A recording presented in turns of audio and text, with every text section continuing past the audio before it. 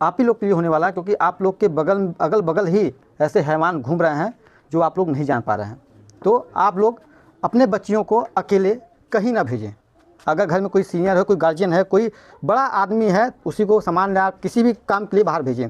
आपके घर में कोई जवान लड़की हो चाहे बच्ची हो, उसको बाहर ना भेजें, क्योंकि ऐसे ऐसे हैवान आपके बगल में घूम रहे हैं, आपको पता नहीं है। योगी जी के राज में, योगी जी के राज में या चाहे योगी जी का राज हो, चाहे अखिलेश जी का राज हो, किसी का राज, जो हैवान है कौन ने किया हमको नहीं मालूम। जब खुलासा हुआ है तो जब उसका नाम आया है तो हम चाहेंगे उसको कड़ी से कड़ी सजा मिले। जैसे हमारी भतीजी के साथ हुआ है वैसा उसके साथ भी हो।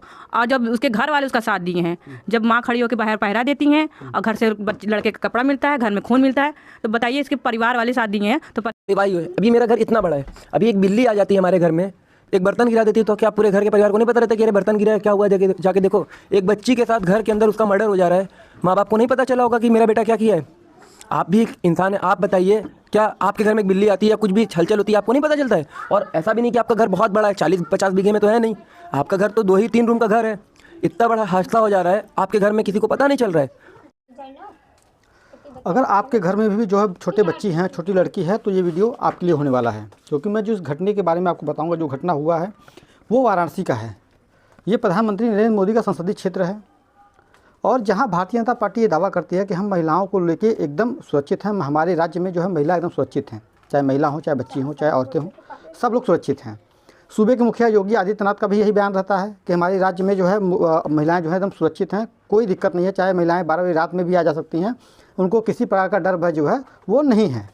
वो ऐसा दावा करते हैं, लेकिन उनका दावा जो है ये बनारस में फेल होता हुआ दिखाई दे रहा है, क्योंकि जिस तरीके से रामनगर थाना क्षेत्र के अंतर्गत, ये सुजावा चौकी के अंतर्गत ये गांव है, ये मोहल्ला है, यहाँ 24 तारीख की रात एक 7 साल की बच्ची जो अपने घर से मच्छर मारने के लिए जो अगरबत्ती आती है, जो मोर्टीन आती है, वो लेने के लिए जाती है।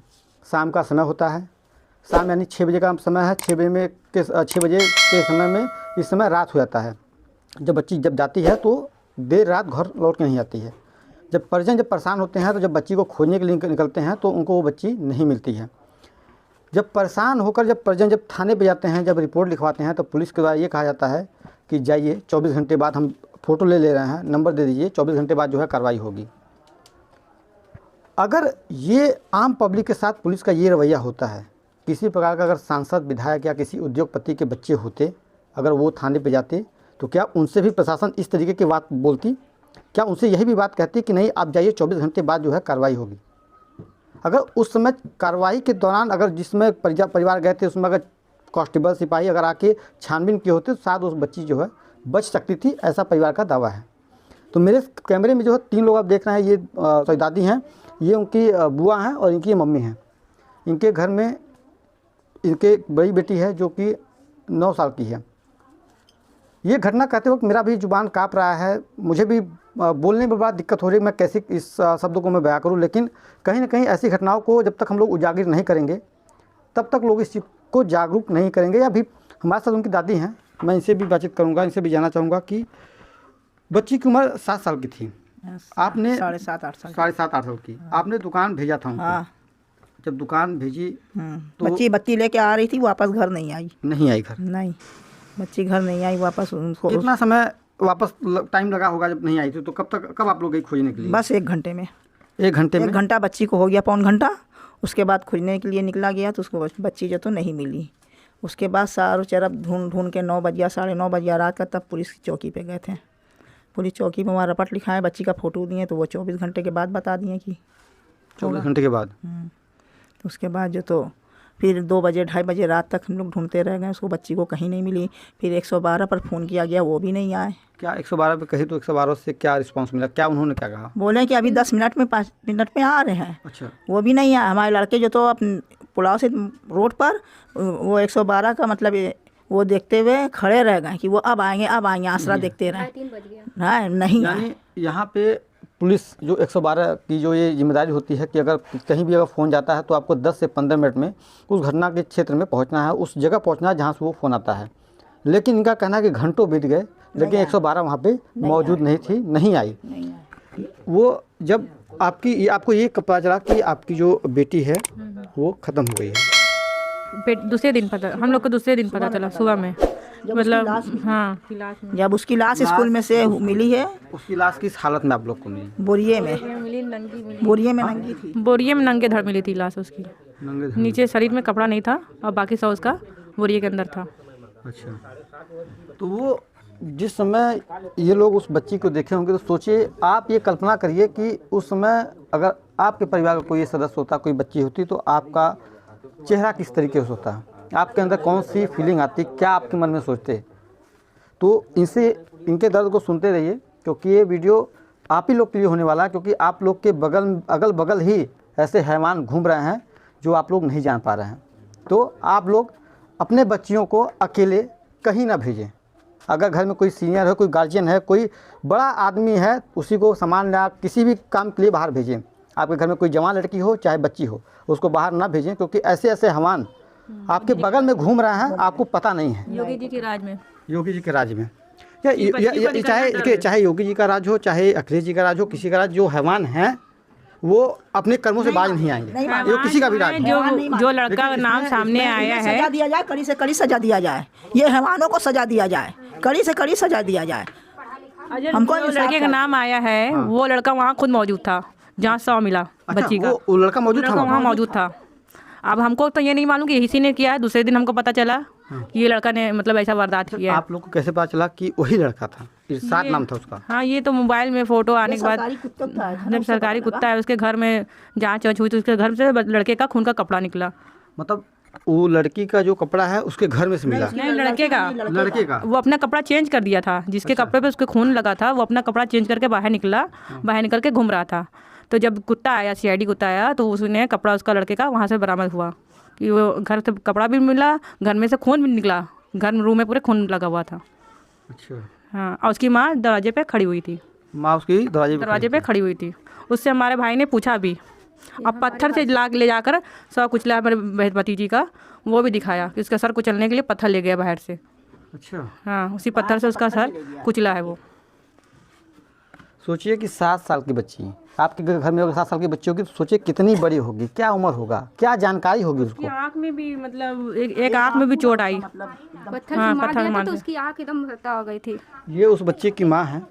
सोचिए, ये बच्ची को भेजती हैं कि जाके सामान लेके आओ, या बच्ची को या इनको खुद ये नहीं पता होगा कि हम 4 कदम चल रहे हैं तो शायद 4 कदम हम पीछे नहीं आ पाएंगे। उन लोगों को भी जानकारी, क्योंकि उनको नहीं पता है कि हमारे अगल बगल ही, हमारे आस पड़ोस ही मेरे हैवान घूम रहे हैं। भैया, हम पहले हमको कोई शक नहीं था कि किसने किया, क्या कौन ने किया, हमको नहीं मालूम। जब खुलासा हुआ है तो जब उसका नाम आया है तो हम चाहेंगे उसको कड़ी से कड़ी सजा मिले। जैसे हमारी भतीजी के साथ हुआ है वैसा उसके साथ भी हो।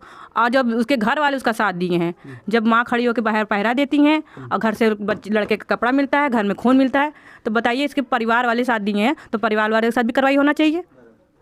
तो इनका जिस तरीके से कहना है कि उस लड़के का जो खून से लथपथ जो कपड़ा है उसके घर में मिला, उसकी माँ पहरा दे रही है, यानी इनका ये बड़ा आरोप है कि उस परिवार के सारे लोग जो है आरोपी हैं, क्योंकि सब लोगों ने उस लड़के का साथ दिया है।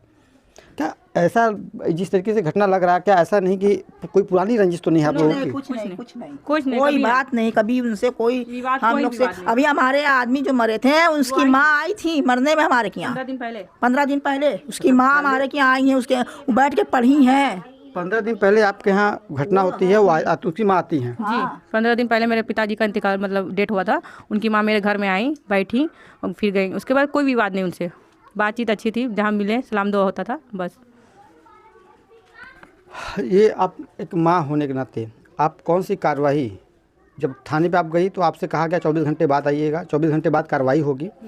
अब घटना तो हो गई, अब पुलिस से क्या उम्मीद लगाई हैं या क्या चाहती है प्रशासन से या सरकार से, क्या चाहती हैं आप? हम बस यही चाहते हैं कि जिससे मेरी बेटी को मारा उससे बहुत बुरा हाल होए, हम देखना चाहते हैं बस, उससे बुरा हाल होए उसका, जिसने मेरी बेटी को मारा है। बस सोचिए, सामने दिखना चाहिए वो, तब एक माँ के दिल को तसल्ली मिलना चाहिए। तब हमारे दिल में तसल्ली मिलेगी, हमारी बेटी को भी तसल्ली मिलेगी, उसके आत्मा को शांति मिलेगी कि हाँ आपकी बेटी और भी है, उसको भी डर है। हाँ है। पूरे घर के बच्चों को डर है। पूरे घर हमारे बच्चे स्कूल नहीं गए, एग्जाम चल रहा था, स्कूल नहीं जा रहे हैं, बच्चों का एग्जाम चल रहा था, बच्चे नहीं गए डर के मारे। हमारी बच्ची का पेपर चल रहा है, बच्चे हमारे डर के मारे स्कूल नहीं गए हैं। सोचिए कि जिस स्कूल में बच्चे पढ़ते हों, जो विद्या का मंदिर है, उसी विद्या के मंदिर के अंदर उस बच्ची का शव मिलता है। इन लोग का बहुत बड़ा ये आरोप है कि परिवार के लोग शामिल हैं, तो अगर परिवार के लोग शामिल हैं तो उनको भी सज़ा उसी तरीके से मिलना चाहिए जैसे हत्यारों को मिल रहा है।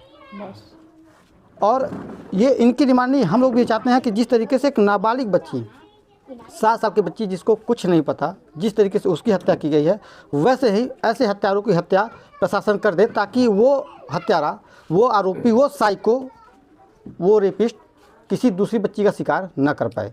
हम भी प्रशासन से यही गुहार लगाते हैं। क्या कह रहे हैं आप? ऐसी सज़ा मिलना चाहिए कि वो क्या कि आने वाले पूरी दुनिया में कोई भी इंसान कुछ करने से पहले ये सोचे कि फैजाबाद में जो आरोपी के साथ हुआ है वो हमारे साथ भी हो सकता है। हाँ, और हमारी ये डिमांड है, हम ये चाहते हैं कि उसके परिवार में कार्रवाई हो। अभी मेरा घर इतना बड़ा है, अभी एक बिल्ली आ जाती है हमारे घर में, एक बर्तन गिरा देती है, तो क्या पूरे घर के परिवार को नहीं पता रहता कि अरे बर्तन गिरा है, क्या हुआ है, जाके देखो। एक बच्ची के साथ घर के अंदर उसका मर्डर हो जा रहा है, माँ बाप को नहीं पता चला होगा कि मेरा बेटा क्या किया है। आप भी एक इंसान है, आप बताइए, क्या आपके घर में एक बिल्ली आती है या कुछ भी हलचल होती है आपको नहीं पता चलता है? और ऐसा भी नहीं कि आपका घर बहुत बड़ा है, 40-50 बीघे में तो है नहीं, आपका घर तो 2 ही 3 रूम का घर है। इतना बड़ा हादसा हो जा रहा है, आपके घर में किसी को पता नहीं चल रहा है। हमें प्रशासन से ये चाहिए कि उनके घर पे भी कार्रवाई हो। और ये आज लड़का पागल हो गया, आज लड़का पागल हो गया। आज से पहले वो लड़का कमा रहा है, खा रहा है, पूरा घर चला रहा है, तब पागल नहीं है। और पागल है तो चलिए ठीक है, पागल है, पागल लोग मारते हैं तो कुछ कर नहीं पाते हैं। शौ स्कूल में फेंकना, रॉड ज़मीन में गाड़ना, पागल ये करते हैं। चलिए, उनका जब ये आरोपी पकड़ा गया तो परिवार का आरोप है कि लड़का पागल है। तो पागल है तो अपनी माँ का रेप क्यों नहीं कर रहा है? पागल है तो अपनी बहन का रेप क्यों नहीं कर रहा है? लोग ये क्यों कहते हैं कि जब काम कांड होने के बाद जब आरोपी सिद्ध हुआ ये आरोपी है तो ये पागल क्यों घोषित करते हैं? उस समय उसका पागलपन कहाँ गया था जब उसकी माँ बहन उसके घर में रहती हैं? और सबसे बड़ी बात, इतना बड़ा कांड हो गया, घर के लोग मिले हैं, एकदम सीधी सीधी बात है, घर के लोग मिले हैं। तो घर वालों को अगर, चलिए ठीक है, बच्ची के साथ जो इतनी गंद हुई, रात भर वहाँ पे थी, पूरे दिन वहाँ पे थी, अगर परिवार वाले बता देते या कुछ भी कर देते तो शायद बच्ची बच जाती, शायद। मरना जिंदा रहना तो ऊपर वाले के हाथ में है, लेकिन एक उम्मीद रहती और मिल जाती, तुरंत पता चल जाता। परिवार वालों को तो ऐसे लड़के को, या मैं हूँ या आप हैं, कोई भी हो, हमारा भाई हो, कोई भी अगर ये काम करे तो हम तो खुद उसको पुलिस से पकड़वाएंगे, ना कि उसको छिपाएंगे। आज मान लीजिए इनके घर पे हुआ, कल हमारे घर पे भी हो सकता है, मेरी भी बहन बेटियाँ हैं, परसों आपके घर पे भी हो सकता है, किसी के घर पे भी ये चीज़ हो सकती है। सही बात है, ये घटना किसी के घर भी हो सकता है कि हर सबके घर के अगल बगल हैवान टहल रहे हैं, मैं बता दिया पहले ही। तो आप लोग भी सतर्क रहिए, अगर आपके घर में बच्ची है, औरतें हैं, तो संभाल के चलिए, ताकि माहौल इस समय बहुत ही ख़राब हो गया है। बाकी इस पूरी घटना के बारे में आप क्या सोचते हैं, कमेंट करके ज़रूर बताएं।